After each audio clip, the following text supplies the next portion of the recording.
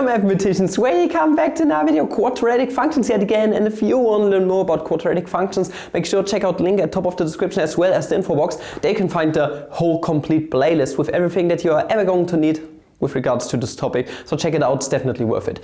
Last time around we have talked about stretching and basically reflecting quadratic functions on the x-axis. Meaning we were able to make this parent function, the normal parabola, really slim or really thick in some way. Or we could make it opened downwards in negative y direction. Today we would like to combine this property with a y-intercept yet again. Meaning we are going to shift, just like with the linear functions, quadratic function up and down on our y-axis in some way. That's what we are going to talk about today, and I hope you're going to enjoy the video. Now at first, some prerequisites. Remember, back in the days on linear functions, we said, okay, we can have functions of the form f of x being equal to ax in some way. Okay, those were called proportional functions, and those proportional functions had a property that they all went through the coordinate system's origin, somewhere here, okay, and they were all lying in there kind of like this. Okay, we could wiggle them around a tiny little bit, but they were not moved in any way. Okay, you couldn't move them to tears, really didn't work. Unless we did this pro-gamer move, namely, we said, okay, why not add a b to this whole thing? With this thing right here, it's called a y-intercept, we were able to shift those linear functions up and down on the y-axis. Meaning if we had b being equal to 3 in some way, then that meant that we have shifted our linear function up by 3 units in the positive y direction, okay? And it passed through the y-axis at y being equal to 3. And this very property with the y-intercept we can actually use on quadratic functions too. Namely, what we are going to do with this equation right here is we are just going to say, okay, why the hell not put a squared up here on the x, and instead of b we are going to say this is c, for reasons that will become apparent later in the game, because we can add some bx in the middle right here, okay, hence we are using the parameter c like this. And here, this right here is a stretched function or reflected function just being shifted upwards and downwards. And we are going to verify this assumption by using examples yet again. And after that I'm going to show you a tiny little Desmos graph, and at the end a few more properties about this new kind of function that we are dealing with. Okay, at first we are just going to simply take a look at the normal parabola, the parent function, which we have here. I've drawn it here, and we are just going to add a shift to it. Let's say we're going to take a look at the parent function being shifted 3 units in the upwards y direction, positive y direction. Meaning by our experience that we have from linear functions, we are going to say this is nothing but f of x being equal to, okay, parent function has a stretching factor of just 1. So we are going to have x squared, and 3 units in the positive y direction means plus 3. Now we are going to get a table of values, and then we are going to plot everything into this little coordinate system that we are having here. So we are going to have x and y coordinates, and we are going to start with -2, -1, 0, 1 and 2. Okay, let us start with 0. What happens if we plug 0 into here? Let us go through the calculation step by step. So 0 into our x, okay, 0 in each and every x that we're having here.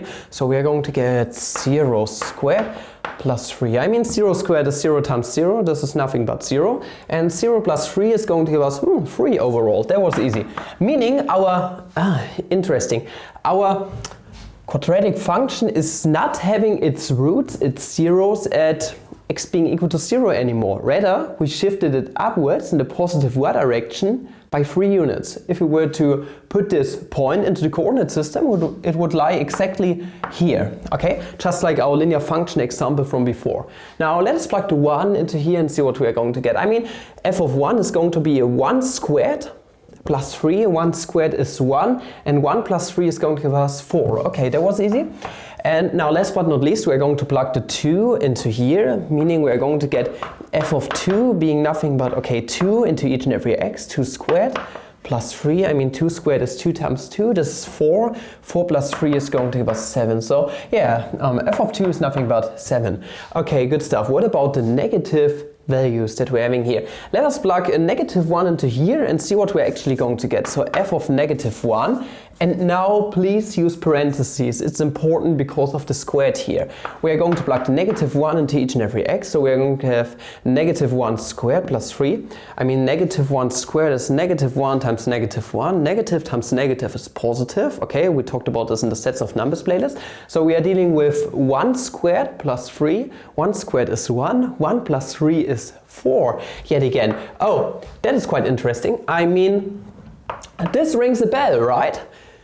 F of 1 is the same as f of -1. It's both going to evaluate to 4. And once again, we are dealing with an even function, meaning it's basically symmetric on the y-axis, which is really good because this makes calculations way easier. With this simple observation, we also know that f of -2 is going to be the same as f of 2, which is nothing but 7. Just as a little reminder, okay, so if you have an even function, it doesn't matter if you calculate f of -19 or f of 19. Due to the symmetry of the graph, it's going to evaluate to the same value. So you can completely ignore the negative x values, basically. Just put the positive y values underneath the negative x values. It works out like a charm. And for this class of functions, it still works out, which is really great. I mean, now we have all the values and can plug our little crosses into the coordinate system. I mean, at 1, we are going to have 4, which is up here. And then due to the symmetry, we can go from 4 to here, negative x direction. And now 2, 7, I mean, 2 is here and 7 is, it's kind of up here. Okay, cool stuff. And last but not least, it's going to be here. Now we can connect points, and as per our assumption, we are going to get a normal parabola, a parent function, which is just, well, moved upwards in the positive y direction by exactly 3 units. Now we have kind of verified what we have thought. It's going to evaluate 2 overall, what it's going to look like. Meaning we could easily see how to shift the parent function, for example, 5 units into the negative x direction. Meaning if you want to have a parent function which passes through -1, 2, 3, 4, 5, we are just going to say, okay, grab the boy up here and just plug a -5 here, okay? We're going to have a y-intercept of -5, meaning this parent function is moved 5 units in negative y direction. Let us verify this assumption. So now we are going to get ourselves a table of values yet again, okay, x and y, and we're going to have -2, -1, 0, 1, and 2. Now let us plug a few values into here. If we plug 0 into here, 0 squared is 0, 0 minus 5, okay, we are $5 in debt, meaning we are going to get -5 as being the y value. Meaning our y-intercept, yet again, is going to be here at -5, which is really good. Now what happens if we plug 1 into here? I mean, 1 squared is going to give us 1 minus 5, you got $1, and I'm going to take $5 away from you, meaning you are going to be $4 in debt. Meaning -4 is going to be the value here, and since this function is even, once again, it means that f of -1 is the same as f of 1, which is -4. Makes matters way easier, right? And now we are going to plug the 2 into here. I mean, 2 squared is 4, 4 minus 5 is going to give us -1, and hence by the symmetry yet again, f of -2 is also -1. Now we can take our pairs of coordinates and plug them into here. I mean, 1, okay, 1 is here, -4 is here. Let us go to the other side. Okay, good stuff. And now 2 and -1. 2 is here, -1 is here. Same spiel here. And hence we are done. Now we can connect points.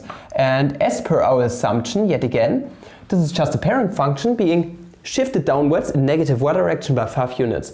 Interesting, right? I mean, it's that easy. And to generalize this idea more, we have just now only dealt with the parent function.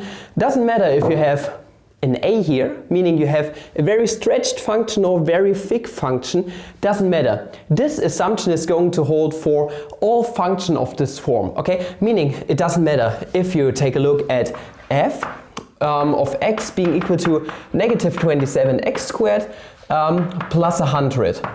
Doesn't matter what this part is. All you need to know is that the y-intercept is at positive 100, meaning we know this function is, okay, negative sign on the stretching factor means it's open to the negative y direction, okay, downwards. Also it's negative 27, meaning it's a very thin boy, but the most important part is that this function is going to be moved upwards in the positive y direction by 100 units, so it's way up here somewhere, can't even reach there. This is the most important observation that you should take with you, and this, like I said, holds in general for all the a's that we have here, like you can see in this Desmos graph. So what I put into the Desmos graph is basically just our function with the parameters and also a slider to vary our parameters in some way. And now you see I can make our function thick or thin, I can make it open to the downwards y direction, but it really doesn't matter as long as we vary our c in some way. And you're going to notice that it doesn't matter what our function looks like. If we vary the parameter c to, let's say, negative 20, then the y-intercept is going to be at negative 20, no matter what the parameter a actually is. And this basically already covers all the most important insights that I wanted to talk about, but there's one more thing I would like to focus at a tiny little bit. Next time around we're going to make a dedicated video on this topic because it's really important. You see, what I said at the beginning is that, well, we shifted our parent function in the positive y direction by 3 units, meaning overall that our root 0 of the function is not going to lie at x being equal to 0 anymore. I mean, where is our root now? What happened to the root which, well, lied at 0 before? I mean, it doesn't have a root, right? I mean, there is no way that this function is going to cut through the x-axis ever. This thing is strictly increasing. It's going upwards and upwards and upwards, infinitely long, okay? Really doesn't go downwards in some way. It's not going to cut through the x-axis anymore. We say that this function now, which is opened to the top and lies above our x-axis, doesn't have any real roots. In comparison, our parent function had 2 real roots, okay? Those had a multiplicity of 2. It's a double root, you could say, which was at 0. Both the roots that must exist for this function lied at 0. Now we have another situation, namely we could have, well, now we have 2 zeros suddenly. I mean, it's cutting through the x-axis here and also the x-axis here. Crazy stuff. I mean, we can either have 0 real roots, we can have 1 real root, or we can have, well, 2 real roots. And we cannot have 3 real roots. Doesn't really work out with this function. No matter how you look at it, you're not going to get 3 real roots or complex roots. Really doesn't work out, if you ask me, okay? Really doesn't work out. Think about it. Doesn't work out. But this right here is something that I'm going to cover in the next video, namely that we can basically terminate, we can get rid of our roots by basically shifting a function upwards. And what were to happen if we didn't have, for example, the parent function here, but rather the reflected parent function with a negative x²? Well, then the situation would be different because the reflected parent function would be open to the negative y direction, meaning we would have roots exactly here somewhere. Because this thing is open to the bottom, it's going to cut through the x-axis yet again. But then we would have the situation, if we were to shift this one downwards, then it would lie here and it wouldn't cut through the x-axis again. Weird stuff. Like I said, dedicated video next time around. This is just something I wanted to cover really quick at the end of the video. Hope you did enjoy this video. If you did, please like and subscribe and comment channel. Like if you want to support channel a bit more about us teachers I create, or support channel on Patreon. Other than that, look on the main channel, and we also got a lot of STEM merch over on STEM merch. And until the next video, I wish you guys a flammable day. Ciao, I'm tired. See you in the next episode.